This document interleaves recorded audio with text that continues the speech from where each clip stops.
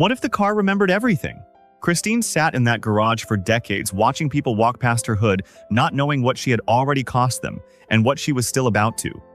One kid lost his soul to her. One co-star lost a child.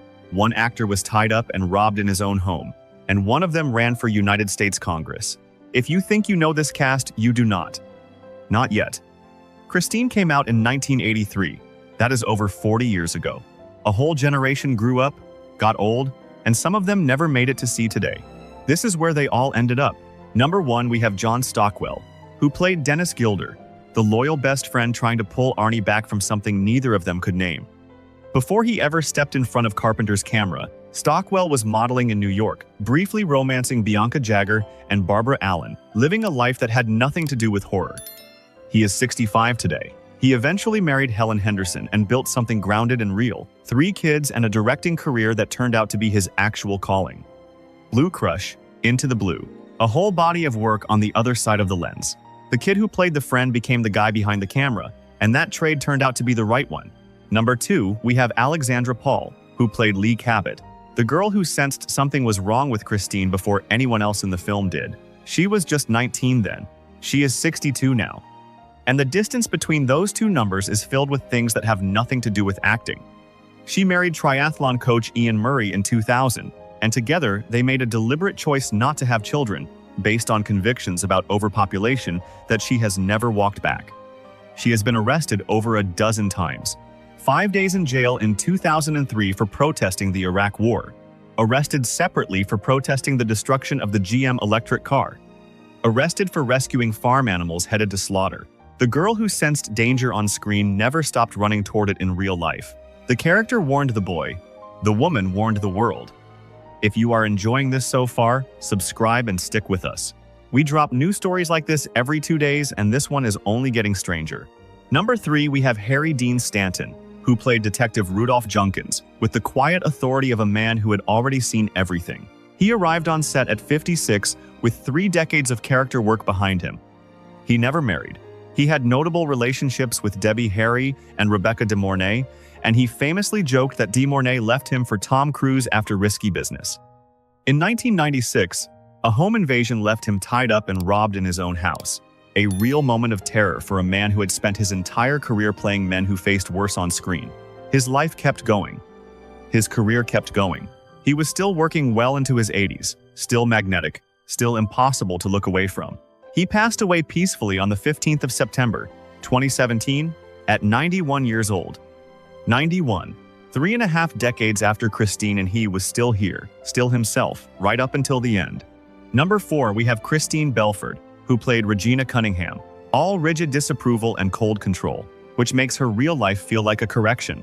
She was 34 during filming and she is 77 today. She was married to fellow veteran actor Nicholas Pryor, and the two of them spent over 4 decades together in one of Hollywood's quietest and most enduring partnerships. No tabloids, no drama, no controversy across an entire career. He passed away in late 2024, after more than 40 years together. Some people build something that lasts and never feel the need to tell anyone about it. She was one of them. Number 5, we have Robert Prosky, who played Will Darnell, the shady garage owner who let Arnie keep Christine on his lot and paid for it with his life on screen. He was 52 during filming. What you would never guess from watching him play all those hard-edged, complicated men is that he married Ida in 1960 and stayed with her for 48 years. 48 years. 2 of his 3 sons followed him into acting. Everyone who worked with him described the same thing: warmth, dependability, a man who showed up exactly as advertised. He had more ahead of him when his heart began to fail. He was working. He was loved. He passed away following heart surgery on the 8th of December 2008 at 77. The garage owner who met Christine's worst paid no price at all in real life for nearly 3 decades after the camera stopped rolling. Number 6, we have Kelly Preston, who played Roseanne, the pretty cruel girl used to humiliate Arnie early in the film. She was 20 years old. It was one of her first screen appearances, and you can already see why Hollywood was going to pay attention. A brief marriage to Kevin Gage, a broken engagement to Charlie Sheen, and then in 1991 she married John Travolta, and the whole world watched. They built a life together over nearly 3 decades. Then, in 2009, their 6-year Old son Jet died, and that grief never really left either of them. She was still working. There was still time ahead. She passed away from breast cancer on the 12th of July, 2020, at 57 years old.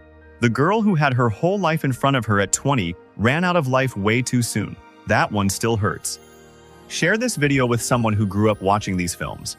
Some of these stories deserve to be heard by more than one person. Number 7, we have Roberts Blossom, who played Roland LeBay, the film's human monster, the original owner who seems to have left something of himself inside Christine forever. His second wife, Marilyn, died in 1982, just before filming began, and he spent his remaining years as a widower. He was 59 during Christine. A whole generation knows him from an entirely different film, as Old Man Marley in Home Alone, the gentle figure with the snow shovel who turned out to be the quiet, emotional heart of that movie. Two completely opposite characters, one career. He passed away from acute respiratory failure on the 17th of December 2011 at 87. The man who played Christine's monster also made millions of children feel safe. That contradiction is the whole story. Number 8, we have Malcolm Denare, who played Moochie Welch, one of Buddy's crew and among the first to discover what a vengeful Plymouth does in the dark. He was 20 then, and he is 63 today. After Christine, he stepped away from on-screen work entirely and built a career as a voice actor, most notably playing Dr. Craven in the Godzilla animated series. His personal life has never once crossed into the public record across 4 decades, no relationships documented anywhere. He lives quietly in Los Angeles, where Christine's cult reputation has followed him without him doing a single thing to encourage it. Some people let the film find its audience. He just moved on. Number 9, we have William Ostrander, who played Buddy Repperton with exactly the right amount of coiled menace. He was 23 during filming and he is 66 today.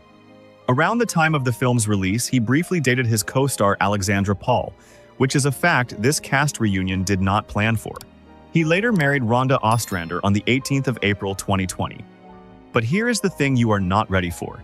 Before that, he left Hollywood entirely and ran as a progressive Democrat for California's 24th congressional district in 2016, building a campaign around finance reform that earned him serious local media coverage. Buddy Repperton ran for Congress. That sentence is real. That sentence happened. Number 10, we have Stuart Charno, who played Don Vandenberg, one of the gang whose loyalty to Buddy put him directly in Christine's path. He was 26 during filming and he is 69 today. Horror fans may know him from Friday the 13th Part 2, which gives him a strong double entry in the genre's golden era. He married television writer Sarah Charno, and together they co-wrote 3 episodes across seasons 4 and 5 of Star Trek: The Next Generation. They later divorced. He has kept his personal life quiet since. The bully's sidekick became a sci-fi writer. There are stranger pivots in this cast, but not many. Number 11, we have David Spielberg, who played Mr. Casey, the teacher doing his best to hold things together around teenagers with problems no homework assignment could touch. He was 43 during filming. Despite sharing a surname with Hollywood's most celebrated director, he was no relation and earned every credit on his own. His first marriage ended in divorce. His second, to Janie Glassman Toodleman in 1989, lasted 27 devoted years.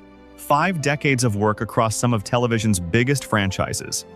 He passed away from a heart attack on the 1st of June 2016, at 77, still beloved by everyone who ever worked beside him.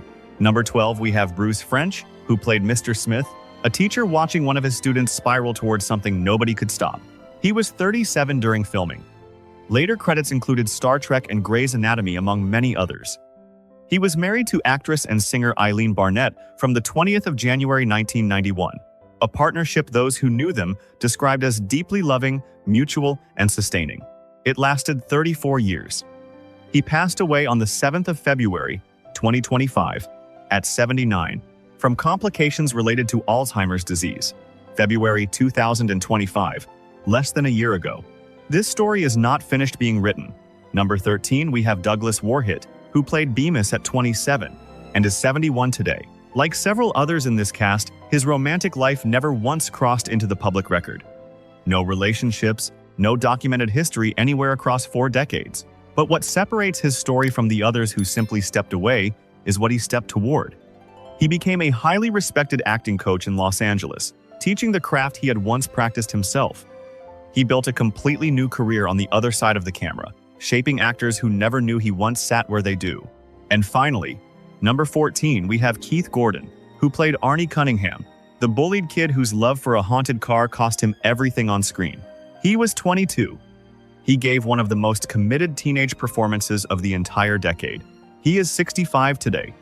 He married film producer Rachel Griffin in 1998, and they have maintained one of the quietest and most stable creative partnerships in the business. He became a critically acclaimed television director, bringing his vision to Fargo, Better Call Saul, Dexter, and Homeland. The kid who lost his soul to a car built something most people in this industry never find. Drop a comment below telling us which story hit you hardest, and subscribe because we drop new videos like this every 2 days and the next one is already waiting. Christine came out in 1983. The people who made it have lived entire lives since then, full of grief and reinvention and quiet decades and sudden pivots and love that lasted and love that didn't. Most of them moved on. The car is still running,